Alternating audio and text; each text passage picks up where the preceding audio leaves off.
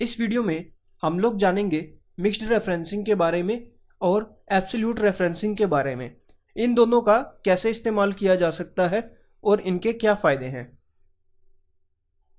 जैसा कि इस समय आप लोग अपनी स्क्रीन पर देख पा रहे हैं, यहाँ पर एक मैंने लिंक यहाँ पे लिखा हुआ है। इसको मुझे अगर लिंक करना है इस सेल के साथ, तो अभी तक आपने जैसा देखा था कि हम लोग इक्वल प्रेस करते हैं और इस लिंक को सिलेक्ट कर लेते हैं और एंटर प्रेस कर देते हैं। यहाँ पर हमारा लिंक आ चुका है। अब प्रॉब्लम यहाँ पर क्या है कि अब मैं इसे जब नीचे ड्रैग डाउन करता हूँ, मैं चाह रहा था कि जो मेरे यहाँ पर लिंक लिखा हुआ है यही बिल्कुल नीचे आ जाए, लेकिन यहाँ पर जो है एड्रेस चेंज हो चुका है। यहाँ पर देखिए जो मेरा सेल का एड्रेस लिखा हुआ है B5 है, नीचे जाता हूँ तो 6, 7, 8, 9, यानी कि जितनी बार मैं इसे नीचे की ओर ड्रैग करता जाऊंगा उतनी बार ये चेंज होता जा रहा है। इसी तरीके से अगर मैं इसे राइट साइड की तरफ ड्रैग करता हूं, तब भी ये एक एक जो सेल एड्रेस है आगे आगे बढ़ता जाएगा। अब अगर मुझे ये नहीं चाहिए, मुझे चाहिए कि मैंने जो अपना जो सोर्स है वो सिलेक्ट किया है वो सेम रहे, वो चेंज ना हो, मैं उसे कहीं भी ड्रैग करूं। यहाँ पर काम आता है हमारा रेफरेंसिंग का ऑप्शन। दो तरह की रेफरेंस होती है, यानी कि एक होती है एब्सोल्यूट रेफरेंस, एक होती है मिक्स्ड रेफरेंसिंग। मान लीजिए कि यही चीज़ मुझे इस फिक्स्ड के साथ करनी है।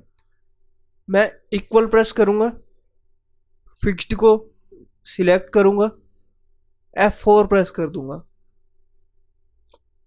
और एंटर प्रेस कर दूंगा। अब आप यहाँ पे फॉर्मूला बार में देख सकते हो, या मैं इस पर डबल क्लिक करूँ तो यहाँ भी दिखाएगा कि जो मेरा एड्रेस है J3, इस सेल एड्रेस के आगे डॉलर का साइन आ चुका है। इस डॉलर के साइन का मतलब है कि अब जो मेरा सोर्स है वो लॉक हो चुका है, यानी कि ये लॉक्ड एब्सोल्यूट रेफरेंस की तरह काम करेगा। ये जो डॉलर का साइन है ये हमें बता रहा है कि अब जो हमारा ये सेल है ये लॉक हो चुका है। अब मैं इसे कहीं भी ड्रैग करूंगा ये लॉक ही रहेगा, ये चेंज नहीं होगा। मैं इसे नीचे की ओर ड्रैग करता हूं तब भी फिक्स्ड है, मैं राइट की तरफ करूंगा तब भी ये फिक्स्ड है, ये चेंज नहीं है, क्योंकि इसके अंदर ये डॉलर लिखा हुआ शो कर रहा है। इसके लिए हमने क्या प्रेस किया, हमने प्रेस किया F4। इसे हम लोग फ्रेंड्स कहते हैं एब्सोल्यूट रेफरेंसिंग। इसी तरीके से मिक्स्ड रेफरेंसिंग क्या होती है, उसके अंदर रहता है कि वो एक तरफ से लॉक होता है, यानी कि या तो आप रोज को सिर्फ कर लें लॉक, या फिर आप कॉलम्स के लिए लॉक कर लें। इसी तरीके से फ्रेंड्स, अब मैं इसे लिंक करने के बाद, पिछली बार मैंने एक बार F4 प्रेस किया था, इस बार मैं 2 बार F4 प्रेस करूंगा। आप देखिए जो J है, J के आगे कोई डॉलर का साइन नहीं है, लेकिन जो 10 लिखा हुआ है 10 के आगे डॉलर का साइन है। अब जब मैं इसे नीचे की ओर ड्रैग करता हूँ, कंट्रोल D प्रेस कर रहा हूँ, तो ये नीचे तो फिक्स्ड है, लेकिन जब मैं इसे राइट की तरफ करता हूँ अब ये फिक्स्ड नहीं है। इसी तरीके से मैं इसे अगर 2 बार F4 ना प्रेस करके 3 बार F4 प्रेस कर दूं,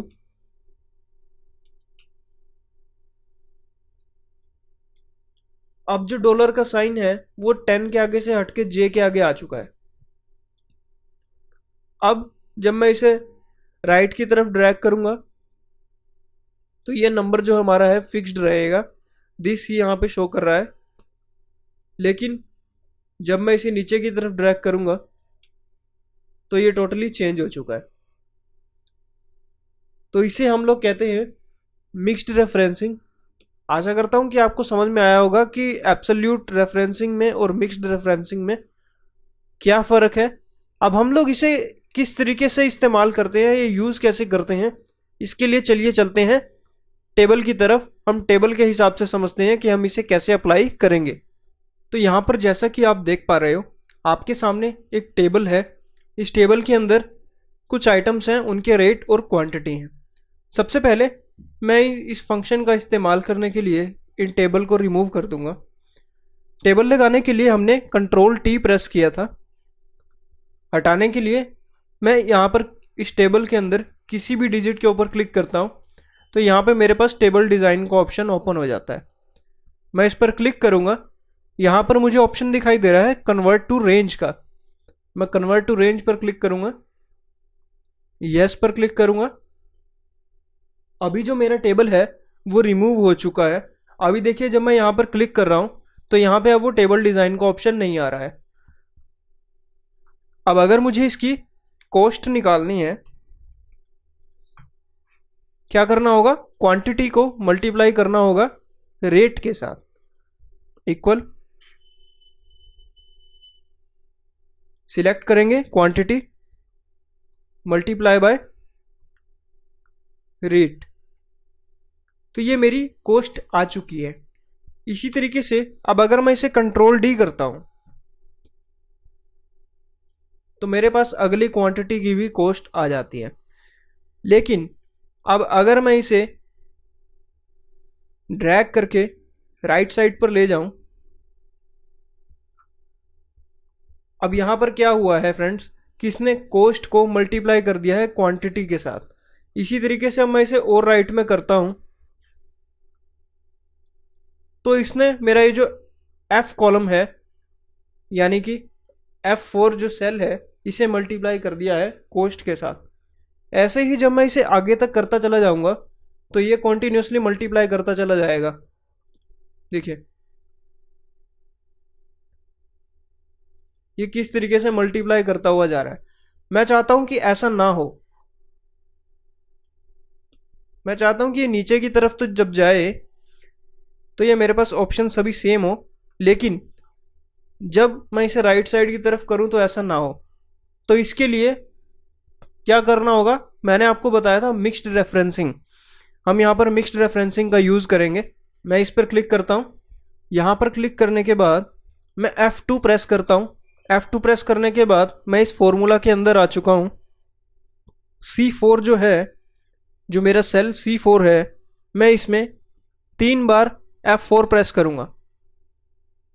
अब देखिए C के आगे जो है वो डॉलर का साइन आ चुका है। इसी तरीके से मैं यहां जो मेरा D4 सेल है मैं इस पे भी 3 बार F4 प्रेस करता हूं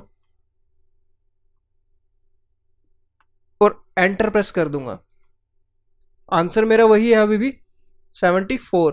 और अब जब मैं इसे कंट्रोल डाउन करता हूं तो फिगर चेंज नहीं हुई है लेकिन फॉर्मूला चेंज हो चुका है। और यही मुझे नीचे तक करना है, तो इस तरीके से मैं डबल क्लिक करूंगा तो ये सभी के सभी फॉर्मूलाज आ चुके हैं। लेकिन जब मैं इसे राइट साइड की तरफ करता हूं तो ये सेम ही रहेगा, ये चेंज नहीं होगा। तो इसका बेनिफिट ये है कि एक ही कॉलम के अंदर जब हमें नीचे की तरफ जाकर सभी की कॉस्ट निकालनी है तो हम इसका इस्तेमाल कर सकते हैं। और ये सिर्फ नीचे की तरफ जाने पर ही फॉर्मूला जो है हमारा चेंज होगा। अदरवाइज हम इसे अगर राइट की तरफ ड्रैग करते हैं तो वो चेंज नहीं होगा। इसी तरीके से अब मान लीजिए कि मेरी एक और शॉप है, मैंने यहां पर शॉप 2 लिख दिया है। दूसरी शॉप के अंदर क्या है कि जो हमारे रेट हैं वो फिक्स्ड है, यानी कि मैं कोई भी रेट रख लेता हूं। मान लीजिए फिक्स्ड जो रेट है मेरा वो 12 रुपये है। हर आइटम का रेट 12 रुपये रहेगा। मैं चाहे कितनी मर्जी क्वांटिटी यूज़ कर लूँ, मेरा रेट जो है फिक्स्ड है 12 रुपये किसी भी चीज़ को लेके।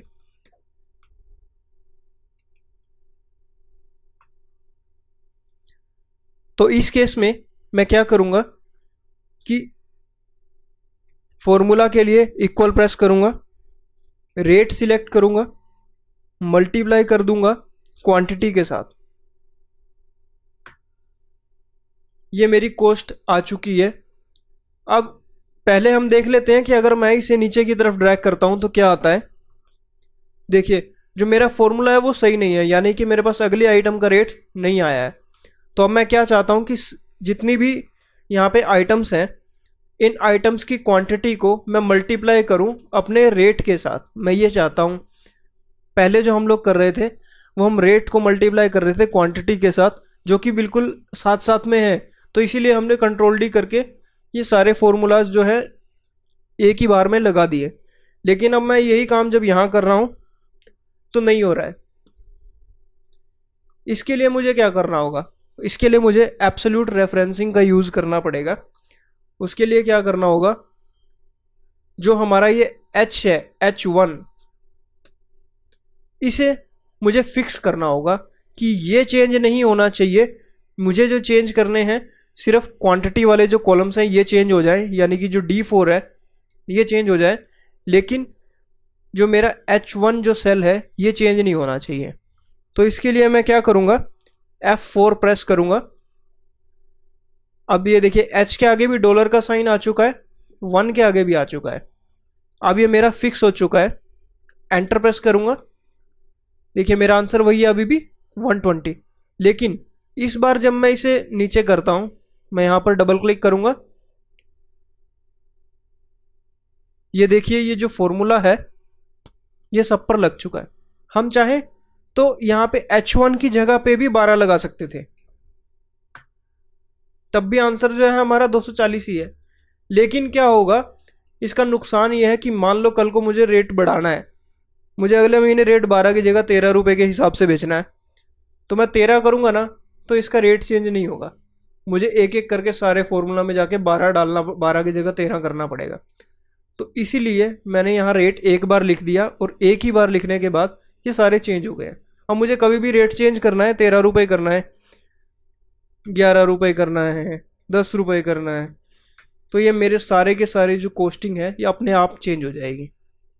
तो यहाँ पे काम आती है फ्रेंड्स एब्सोल्यूट रेफरेंसिंग। इसी तरीके से हम लोग बात करेंगे कि इसमें सम इफ जो है वो कैसे लगा सकते हैं। सम इफ जैसे कि हमें पर्टिकुलर टाइप की आइटम्स के रेट निकालने हो, यहाँ पे दो हैं, टैबलेट्स और सिरप। तो मुझे टैबलेट्स का जो है कॉस्टिंग निकालनी है दोनों शॉप्स की। यहाँ पर भी मैं मेंशन कर देता हूँ कि शॉप 1 और शॉप 2। यहाँ पर भी मैं इंसर्ट फंक्शन का इस्तेमाल कर सकता हूँ। रेंज हमारी क्या रहने वाली है फ्रेंड्स, रेंज हमारी रहेगी, हमारा जो ए कॉलम है ये हमारी रेंज रहेगी कि इसमें से हमें पिक करना है। क्राइटेरिया क्या है, क्राइटेरिया हमें पिक करना है टैबलेट्स, तो मैं टैबलेट्स यहाँ पे सिलेक्ट कर लिया है। और जो हमारी सम रेंज है वो रहेगी शॉप 1 की कॉस्ट।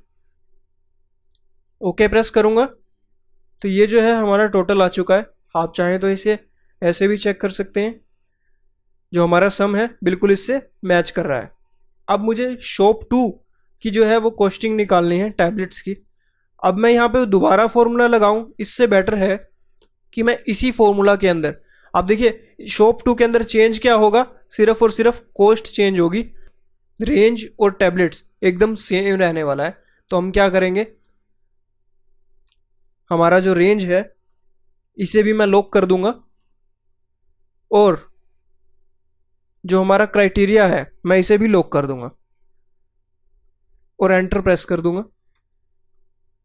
अब मैं इसे जब ड्रैग करूंगा तो मेरे पास शॉप 2 का भी आ चुका है, मुझे दोबारा फॉर्मूला लगाने की ज़रूरत नहीं है। तो मैं आपको टोटल करके दिखा देता हूँ। ये देखिए जो टैबलेट्स का टोटल है 7800, वही आंसर मेरा यहाँ पर भी है। इसी फॉर्मूला को जब मैं कंट्रोल डी करके नीचे करता हूँ, अब यहाँ पर मुझे क्या चेंज करना है कि जो रेंज है, रेंज तो वही रहेगी, तो इसमें चेंज करने की ज़रूरत नहीं है। जो क्राइटेरिया है, क्राइटेरिया की जगह मैं यहाँ पर सिरप कर दूंगा। सिरप सिलेक्ट किया, F4 प्रेस कर दिया, एंटर प्रेस कर रहा हूँ, तो ये मेरे पास जो है मेरी सिरप की भी टोटल आ चुकी है। मैं इसे टोटल करके देख रहा हूँ तो वही सम है 34795, 34795। इसी को जब मैं ड्रैग करके अगले कॉलम पे ले जाता हूँ तो मेरे पास शॉप 2 का भी रिजल्ट जो है आ जाता है। ये देखिए मैच कर रहा है 17500, 17500। इस तरीके से फ्रेंड्स एब्सोल्यूट रेफरेंसिंग और मिक्स्ड रेफरेंसिंग हमारे किस काम आती है, आपको ये समझ में आ गया है, और ये कितनी ज़्यादा इम्पोर्टेंट है हमारे काम को जल्दी और अच्छे तरीके से मैनेज करने के लिए, ये आप समझ चुके हैं। आशा करता हूँ कि आपको यह वीडियो पसंद आई होगी। कमेंट सेक्शन में आप अपना फीडबैक हमें ज़रूर दीजिएगा, इस वीडियो को लाइक कीजिएगा और हमारे इस चैनल को सब्सक्राइब भी कीजिएगा इसी तरीके की और वीडियोस देखने के लिए। धन्यवाद।